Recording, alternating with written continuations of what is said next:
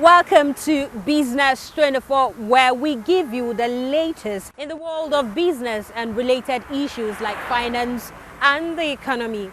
On today's episode, we shall focus on the federal government's response to coronavirus pandemic, on the many steps taken so far to ensure the economy does not nosedive into recession as a result of staggered global trade.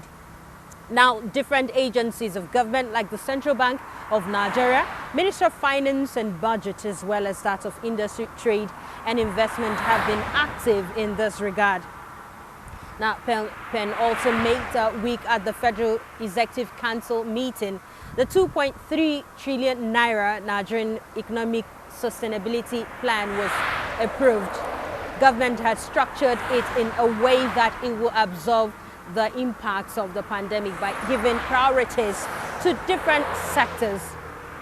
We shall look at how this plan will be practicable in areas like local content, mass agricultural program, and support to SMEs, which many believe will constitute larger chunk of any country's economy. And once again, you're welcome to Business 24. I'm Comfort Amodu, and we are reaching you from Abuja, the nation's capital. And just so you know, we also have in store for you our complimentary segments, export tips, and capital market review. We'll go on a quick break now. We'll continue with the program shortly, so don't go away.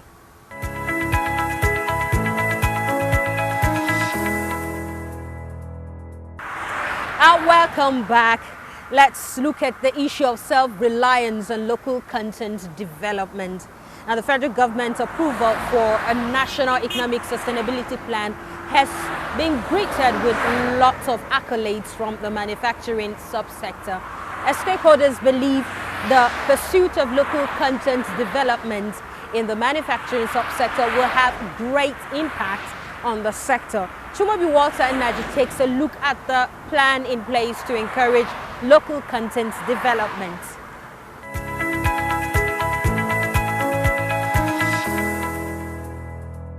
In 2018, agriculture contributed around 21.2% to Nigeria's GDP, 25.75% came from industry, and 52.01% from the services sector.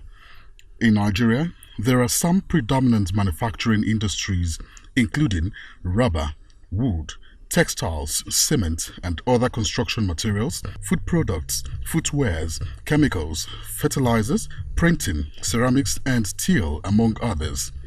Some of these manufacturing industries source their raw materials locally, while some import most components of their products from outside, and this, analysts say, affect the country negatively by depleting the foreign exchange earnings and exporting jobs meant for the country. With the approval from the Federal Executive Council for a National Economic Sustainability Plan, a new impetus have been given to self-reliance and local content development in the country, especially in the area of manufacturing and production. The automobile industry, for instance, has been in the forefront of local content development through the creation of 3 automotive industrial parks in Kaduna, Ede in Osun State, and Newi in Anambra State to encourage local automobile manufacturers and serve as a training center for the participants in the subsector. We envision them to be PPP, but nonetheless we have already actually started the preliminary construction of the facilities at these parks. So government is showing commitment, and then hopefully this will show how serious this administration is to Nigerians and to the global community, that we are ready for business, that we are ready to improve and produce local components that go into automobiles. So these are some of the things that we're doing. In addition to, we also say local content, it just doesn't apply not just to products or physical objects, but also to the human skills and manpower. Similarly, raffia palm or rattan and the bamboo value chain is a business that is worth trillions of dollars outside the country, but Nigeria, though blessed with these enormous resources, is yet to tap into this growing global business. The Director General, International Bamboo and Rattan Organization, Ali Mchumo, noted that the business in Nigeria needs a bottom-top approach in reviving the potentials of the business so as to add it to the country's multi-million-dollar revenue spinner annually. The organization, which Nigeria is among the 6 member countries in Africa, noted that Nigeria has great potentials in taking over the international market with its indigenous designs.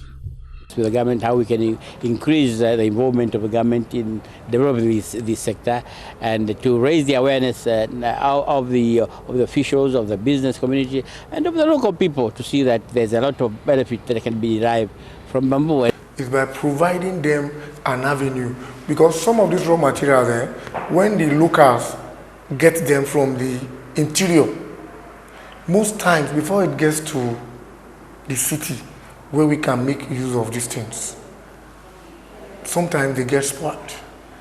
So, and it is 100% lost on the person who went into the interior to get these raw materials. With the recent drive by the federal government to employ 774,000 people from the 774 local government areas in the country, some analysts believe the jobs should be channeled towards the manufacturing sector for optimum performance. Sure that this will create a lot of youth employment opportunities for our teeming youth in the country. So my encouragement and advice to the young Nigerians that let the project channel towards those directions of mainly the local content that we have in Nigerians, different manufacturers, so that at least we can be able to be producing more things that Nigerians will put into use. One of our major deficits as a people is the fact that majority of our governments, either at the state level, at the federal, they only depend on federal allocation. They don't actually look into what they have as a people and generate what can actually sustain them. That is why you realize that only a few states in the country has reasonable IGR. Attaining self-reliance in the manufacturing subsector and diversifying the country's economy, the Buhari administration believes will sure protect the country against shocks in the global oil market. In Abuja, I'm Chimubi Walter Naji for Business 24.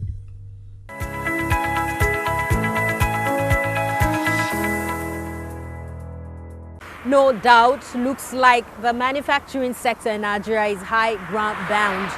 And we're still on course to tell you more about the sustainability plan as we look at its plan for agriculture. Of course, the federal government has come out with a robust plan to mitigate the effects of COVID-19 on the economy. The plan, termed as Economic Sustainability Plan, is targeted at creating stimulus for the economy through intervention in various sectors. Kule Adeyayi will tell us all about the plan and what the government has planned for the agriculture sector.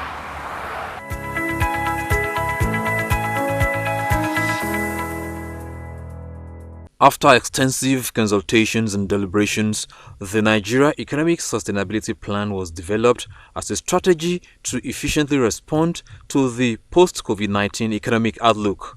One of the unpleasant situations created by the pandemic is job loss.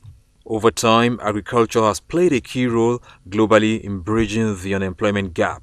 This may explain why it will play a crucial role in the 2.3 trillion naira plan that will be funded with 500 billion naira from special federal government accounts, 1.1 trillion naira from the CBN in the form of structured lending, 334 billion naira from external bilateral multilateral sources, and 203 billion naira from other funding sources. These funds will ensure that between 20,000 and 100,000 hectares of new farmlands are cultivated in every state. The agri-sector, which has received government intervention since 2015, has been described as one that can gainfully engage the people.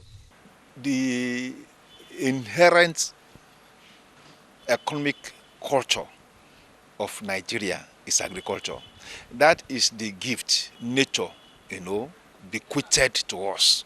So it is what we want to do with it. Some countries don't have that opportunity. They don't have that gift. and they have to resort to scientifically, technological, creative ways, to tap into it. So that is a natural core tendency for us. So the government targeting that sector is laudable. Not only laudable, it is one in realization of our objective reality that if we have to diversify our economy, our focus must be on agriculture because it's still the largest employer of labor in Nigeria, And unfortunately, those that are employed over time, perhaps until recently, belonged in the economically deficient, class. That's why farming became unattractive. But there's a new reawakening now. The smallholder farmers are now identified as the heart, of our agricultural revolution, as it were. And for me, that is a strong vision, because you must first identify the cultural base of your economy. And the cultural base of this economy are people involved at the grassroots level in farming. So once these people are empowered, it starts trickling, around. It becomes a multiplier, either at their household level, purchasing power, capacity to start sending children to school, capacity to start going to hospitals and all that, which add to the quality of life. The success of this plan has been hinged on the provision of basic infrastructure, especially at the local government level, where a larger percentage of the people participating in the project reside. Infrastructure is a big one. And the various visions of Nigeria. 2050, our GDP will be 6.4 trillion. 2030 to be 1.64 trillion. You can never get near these figures if you're not investing in infrastructure. Secondly, investors investing, particularly FDI, they go to where the infrastructures are. They're not going to borrow money for the core business and then borrow money to come and build your infrastructure. It's not going to work. And you know the cycle. The cycle is that you have to invest to create an economic activity, and then employment follows, and sustainable and disposable income comes out of the recruit, and then they can buy their way out of poverty, buy their way out of health and education. That's the cycle. For an economy that has a huge stake in agriculture, experts insist on a clear deviation from the old practice of subsistence farming to a mechanized one. This, they say, will eventually boost the export drive and foreign exchange. With commitment shown by governments, agriculture can indeed still return to its pride of place as the mainstay of Nigeria's economy. Kunle Adeyeye for Business 24.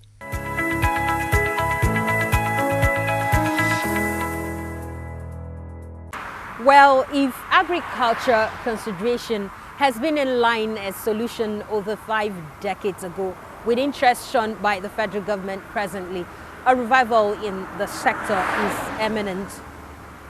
No doubt, SMEs is another sector that stabilizes the economy. Let's now see how the intervention works out with this plan.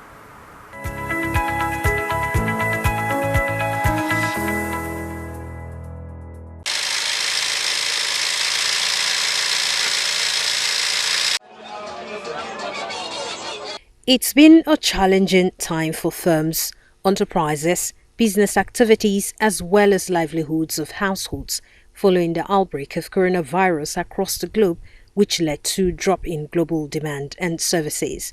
Small businesses like that of Ebenezer Sajo have not been spared by the disruption of business activities caused by COVID-19. If not because I was able to even raise, out of my savings, I think probably I wouldn't have been able to start. So I'm looking at other people that are starting from the scratch completely and no other streams of income that they have. So I think it would be good if government can come in to support businesses that are starting. No matter how little, just in a way, just support them. From there, I'm sure they'll be able to stand on their feet, because I'm sure lots of people are struggling, especially in this season that people have found themselves in. This is not unnoticed by the government, which has been evolving measures to sustain the economy and to prevent small businesses from collapse. One of such measures was the intervention of the federal government through the Central Bank of Nigeria and the Ministry of Finance, Budget and National Planning by introducing monetary and fiscal measures to assist small businesses in the country. These credit facilities some beneficiaries are just to have cushioned the adverse impact of the pandemic. I clicked on the link and it took me directly to the official website where the COVID-19 application form is. So I put up the application, and for God so good, it was approved. It has really taken me to a greater height that I did not even believe I can get into. All that is required for people to apply for this COVID-19 targeted credit facility is for you to show that COVID-19 has really affected your livelihood. Also, the federal government, through its economic sustainability, has made a robust plan to expend 500 billion naira from special federal government accounts and 1.1 trillion naira from the CBN in the form of structured lending to sustain the nation's economy, among other strategies.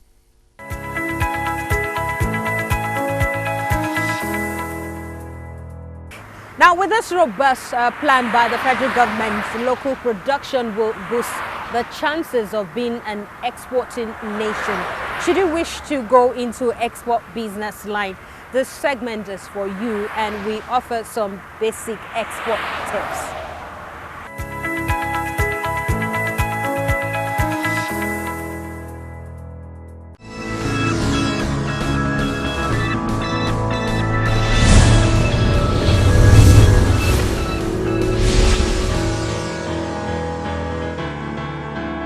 Let me start by saying that, well, this is post-COVID. We've been tackling COVID for a while, and global value chains have been affected, whether we like it or not. A couple of exporters have not even been able to do anything in the last probably 4 months, and it looks like everything has grounded to a standstill. But the beauty of it is that some new markets are opening up as well to products that some of us probably wouldn't have known would see, you know, the export light of export would be beamed on them. One of that will be our herbs. One of that will be our herbs, actually. And I was in touch with someone recently, a friend of mine that lives abroad, and she's seen an opportunity for that in a very big way. And she's already making her own connections back home to import some of those things to the environment where she lives. And that was quite instructive, really, because right now people are talking about their health. They're looking for new cures to even untold sicknesses that are yet to emerge.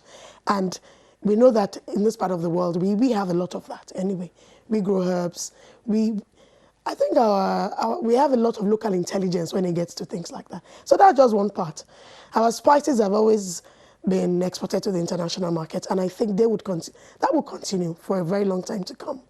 And Nigeria has exported a lot also to parts of Africa, especially our spices, our manufactured products, our shoes. You'll be shocked that in Nigeria, we cannot even wear some of us don't wear made in Aba. We say it's made in Aba.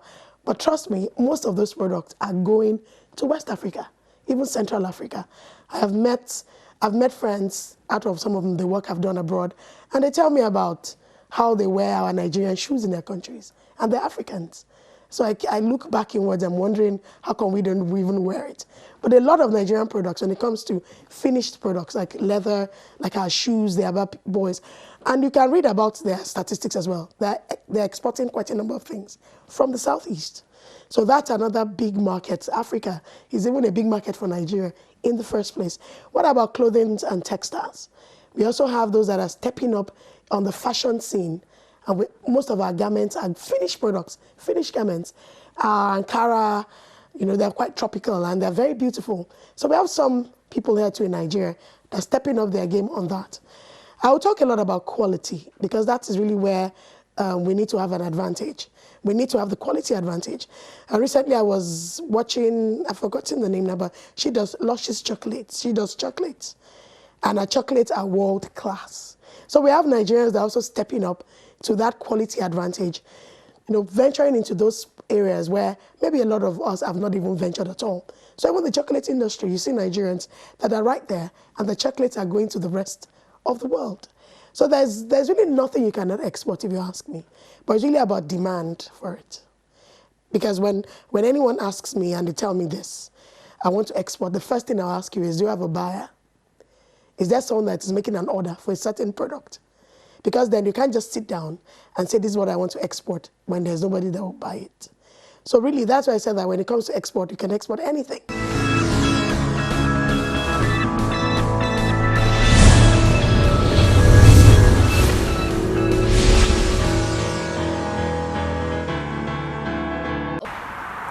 And it's time now for the review of the capital markets.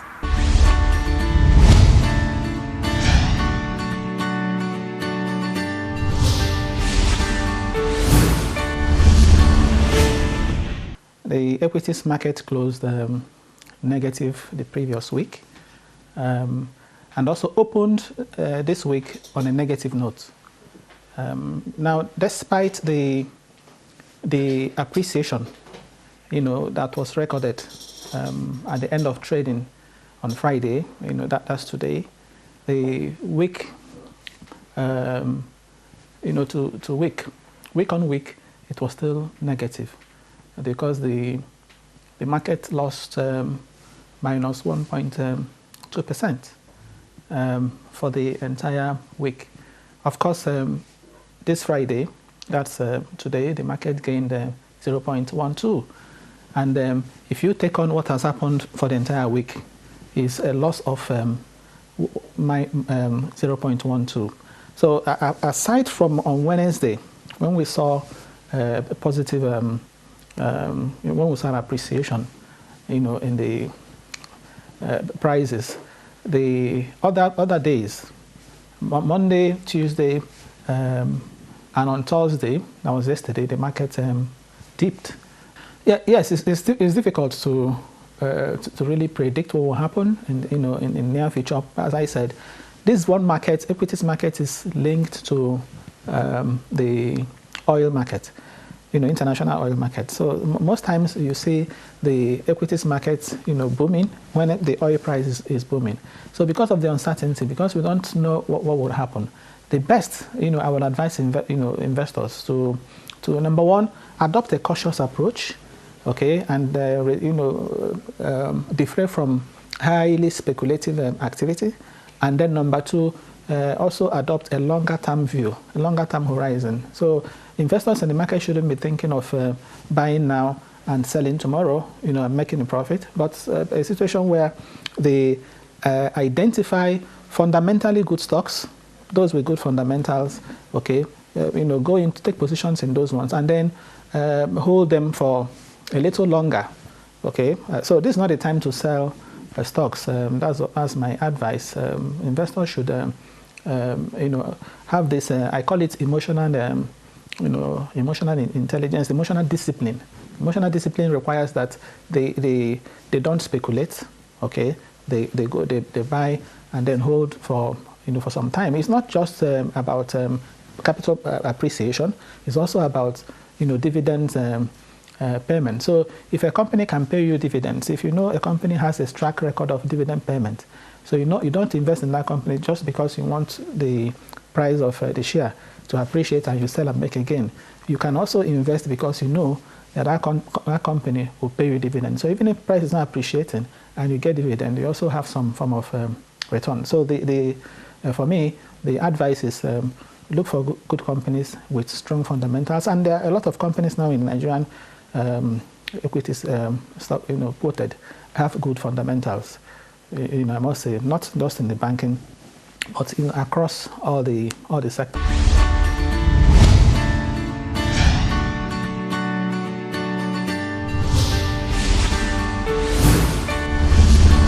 And that's Business 24 for this week. Remember, the program is always open to showcase your businesses, even your individual skills. And as usual, we value your feedback, so keep them coming in via our social media handles And also reach out to me via the Symphony. That's _Symphony on Instagram, and let's talk business with you. Thank you very much for being part of the program always. See you next week. I'm Comfort. I'm Modu.